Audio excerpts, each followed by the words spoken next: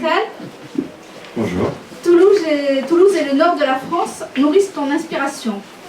Sensible aux questions environnementales, ornithologue, marcheur et militant dans l'âme, tu écris aussi sur les rapports complexes et douloureux entre l'homme et la nature. Tes romans ont été récompensés par de nombreux prix. Dans Le chemin s'arrêtera là, rivage thriller, l'action se déroulait dans un no man's land de la côte nord, Dick. Ici, il y a de nombreuses références aux espaces naturels entre Gravelines et Dunkerque. Pourquoi ce choix et pourquoi planter ton décor dans une société désœuvrée et déchirée et au cœur d'une nature omniprésente dans ce dernier livre, L'horizon qui nous manque? Alors c'est beaucoup de questions dans une seule. Pourquoi ce lieu? D'abord, c'est un lieu que je connais bien. C'est un des lieux de mon enfance. C'est un territoire extrêmement émouvant parce que situé exactement entre la centrale nucléaire de Gravelines et Calais, au moment du récit, plus précisément après le démantèlement de la jungle. Donc on est là dans quelque chose qui est extrêmement dramatique, quoi. Il y a une menace par une usine et puis il y a une tragédie sociale de l'autre. Et entre les deux, il y a ce no man's land là qui est une zone naturelle très vivante, mais vivante comme peut l'être la lande. Et c'est très puissant et puis c'est très simple. Et on y voit une profusion de nature un peu délicate, on va dire, et puis fragile, bien évidemment, puisque c'est d'autant plus fragile que la zone est réduite. Et sur cette zone, il y a en plus, pour forcer le trait, une tradition de chasse portée par des individus qu'on peut qualifier de viandards. Parce que ce sont des gens qui, très clairement, n'ont pas de respect pour le gibier. Alors, ça c'est le décor, mais ça peut paraître effrayant, mais c'est très beau. C'est très beau parce que c'est la mer des Flandres, avec toutes ces nuances, cette force que chantait Ferré, dans Ostende. C'est une mer de tempérament, et puis c'est une mer qui, à cet endroit-là, se retire très loin. Et c'est pas sans danger, puisque des gens se font piéger, on va dire, par la marée. Et c'est un des endroits les plus émouvants que je connaisse et que j'ai beaucoup pratiqué quand j'étais enfant et que je découvrais la nature et que je suis devenu donc ornithologue puis naturaliste. Voilà, pour la question du paysage. Après, sur la question le deuxième point de la question, c'était sur la société désœuvrée et déchirée. Voilà. Ouais. Parce que c'est une réalité, malheureusement, de ce secteur, en particulier du Nord. Vous savez que c'est une des régions, aujourd'hui on appelle les Hauts-de-France. Ça permet justement de montrer ô combien, dans les années 70, ces territoires ont été malmenés par ce qu'on qualifie de capitalisme sauvage et sans morale, je trouve, parce que d'un jour à l'autre, on a décidé que des tas de gens ne serveraient plus à rien pour l'économie, au prétexte de rendement, de rentabilité, tout le processus mortifère que vous connaissez. On a fermé des usines, et puis on a mis des gens à la rue, sans imaginer ou en pensant que ça arriverait, mais sans chercher des réponses ou des arrois que ça engendrait. Et ça sur un territoire vaste, en même temps, dans les filatures, dans les industries textiles de Picardie, en même temps dans les mines du pays minier, du côté de Lens, Valenciennes, Roubaix, enfin le pays minier est très vaste. En même temps, on mécanisait les quais des ports de Calais, Boulogne, Dunkerque. En même temps, on fermait les chantiers navals de Dunkerque. Alors, imagine ce qu'on appelle une casse industrielle sans précédent, où on a mis à la rue des dizaines de milliers de gens qui étaient déjà fragiles, qui travaillaient durement et qui se sont retrouvés complètement malheureux, mais profondément malheureux. Et et ça ne s'est pas joué sur une seule génération, c'est-à-dire qu'aujourd'hui encore, c'était dans les années 70, début des années 80, 40 ans plus tard, on a des populations qui ont été carrément sacrifiées, quoi.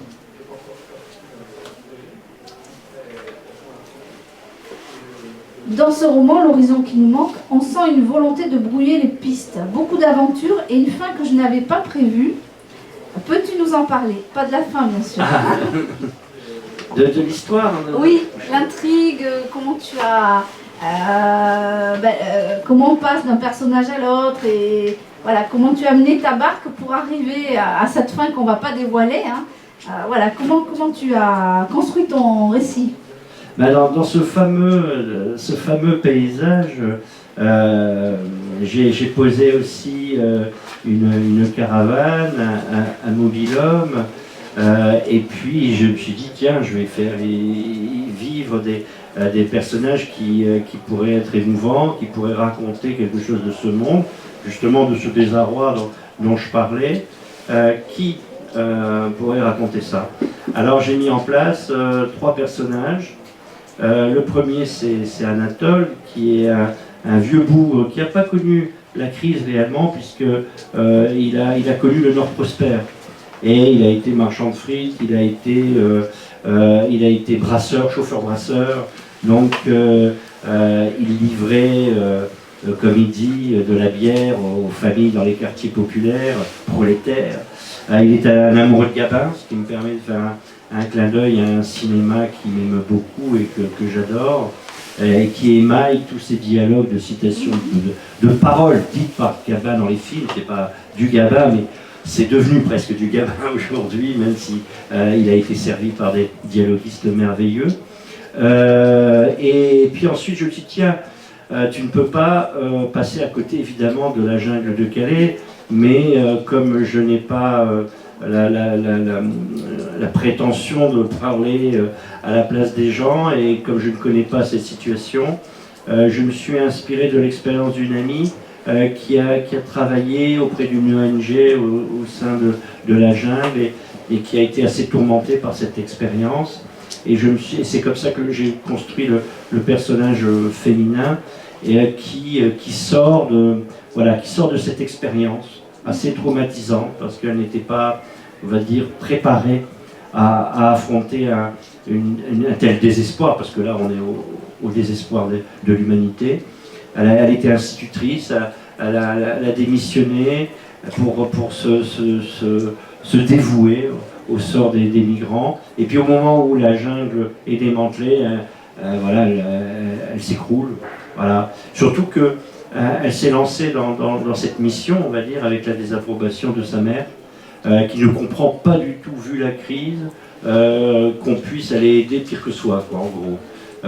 Parce que voilà, le Nord est généreux, il l'a toujours été, mais c'est vrai qu'à Calais, il y a cette idée que on ne peut pas soutenir tout le monde, et beaucoup de gens ont eu une attitude qui n'est pas la leur ordinairement, c'est-à-dire une attitude de défense plutôt que d'agressivité, mais qui ne s'est pas traduite toujours très agréablement, quoi, et on le voit malheureusement trop souvent dans l'actualité. Donc je voulais raconter tout ça avec ce personnage, et puis je voulais parler aussi du désarroi social par l'expérience d'un personnage qui est un délinquant, et qui est peut-être le reflet d'une délinquance née de cette casse industrielle, qui a fait que malheureusement les plus fragiles et les moins préparés à la reconversion ont parfois dérapé. Et vous ouvrez la Voie du Nord encore aujourd'hui, vous constatez des dérapages qui sont assez déroutants. Hein, tout ça parce que il y a le mot, tu l'as dit, il y a du désœuvrement, c'est-à-dire qu'on n'œuvre plus, on ne travaille plus, et c'est profond. Et donc à un moment donné, on va dire que la connerie n'est pas loin. Hein. Et d'ailleurs, mon roman est émaillé d'évocations de faits divers que je n'ai pas inventés. Hein, le garçon qui, pour son anniversaire, va étrenner le couteau de Rambo qu'on lui a offert en plantant son voisin, C'est pas, voilà, évidemment avec un taux d'alcoolémie très élevé, c'est pas une invention. Les jeunes qui, pour se distraire, vont rentrer chez un coulonneux, comme on dit, un colombophile, et arrachent les têtes de tous les pigeons, c'est pas une invention. Alors l'expression de désespoir aussi profond. Hein.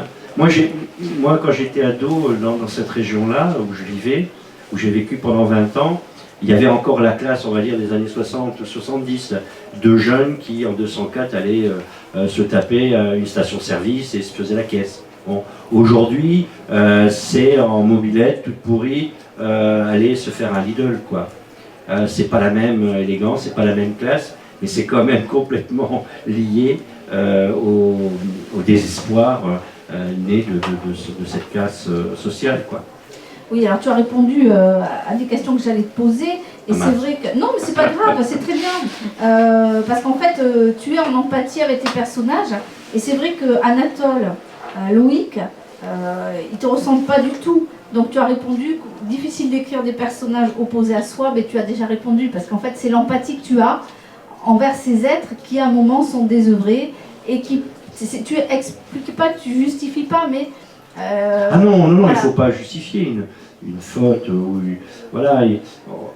Mais il faut essayer d'aller au-delà du mal, quoi. Il faut essayer de comprendre les racines du mal, c'est bête. Mais on est obligé de réfléchir, à un moment donné, ça serait trop simple. Les coupables, ils sont pas, c'est pas forcément ceux qui portent l'arme, voilà. Et je suis désolé, pour moi, la grande criminalité de cette époque, ce sont les grands patrons pour des motifs qui me semblent douteux, pour des bénéfices d'autant plus suspects, décident tout d'un coup de sacrifier des régions, sacrifier des populations.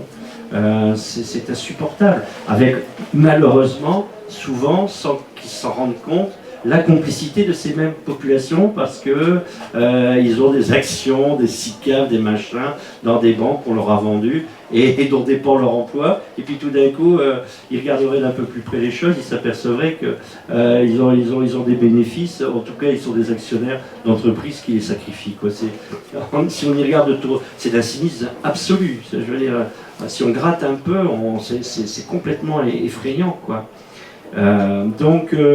Moi, je cherche toujours le mal, vraiment. Hein. Si quelqu'un met le feu à une grange, bon, c'est pas bien. Mais qui lui a donné l'allumette, quoi? Voilà, qui lui a fait mal au point qu'il brûle la branche? Remontons la chaîne des responsabilités. Et c'est vrai que ce serait trop facile d'accabler le plus faible économiquement, le plus faible souvent donc intellectuellement, parce qu'il n'a pas les moyens d'une certaine culture, d'un enrichissement, d'un accès au plaisir, à la beauté, quoi. Hein, et ce qui induit une fragilité émotionnelle, parce que quand on a moins de mots pour le dire, on frappe. Ça, c'est souvent le cas. Et alors, quelque chose qui est vraiment excellent et qui apporte de la légèreté dans ce roman qui est noir, c'est toutes les anecdotes que tu vas distribuer au fil des chapitres. Les salicornes au goût de Madeleine de Proust pour un flic lettré, des moments de légèreté, Mamie Crevette, voilà, donc ça permet d'alléger ton récit. Comment tu as travaillé ces alternances? Toujours par la recherche de la nuance, parce que y a une littérature de genre, policière notamment, qui nous présente trop souvent les mauvais comme des mauvais, les bons comme des trop bons. Enfin, moi j'aime bien qu'on voit les fêlures, les failles, justement les contrastes au cœur même des personnages.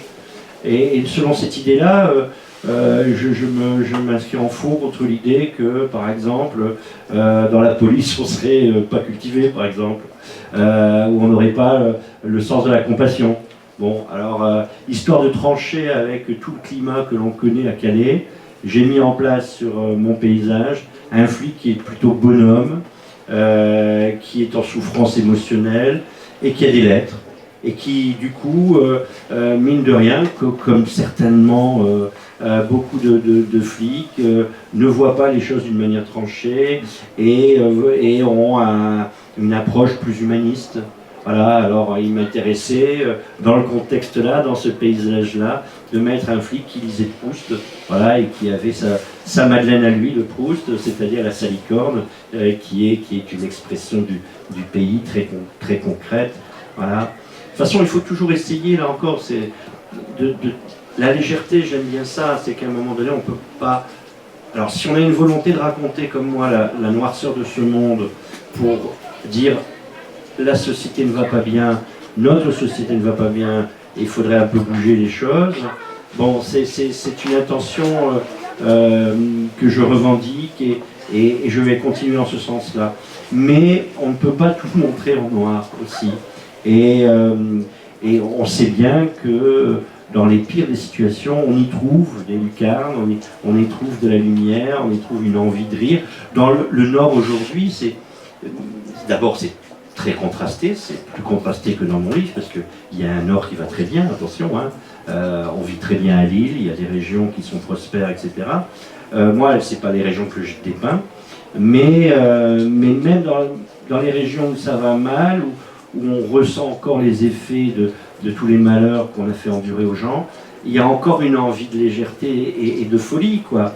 Alors ça passe traditionnellement depuis très longtemps par le carnaval à Dunkerque, par exemple, que je raconte dans un autre de mes livres, dans Cruelle Nature, mais ça passe aussi, c'est une création assez récente, par ce que je raconte dans L'horizon qui nous manque, le championnat du monde de décortiquage de crevettes grises. Ça n'a pas eu lieu cette année à cause du Covid, mais ça fait plusieurs années que ça se joue au mois d'août à Lefrancouc, près de Dunkerque. Et si on veut raconter la noirceur, moi j'ai pas envie que mes lecteurs, après avoir refermé mon livre, aient envie de se jeter dans le bassin. Je préfère qu'ils ressortent de mes bouquins avec un sentiment peut-être de malaise, mais avec aussi le sentiment que il y a toujours un peu de lumière au-dessus des nuages, comme on dit, un peu de soleil. Donc l'horizon qui nous manque, je vous conseille vivement. Merci. Merci à toi.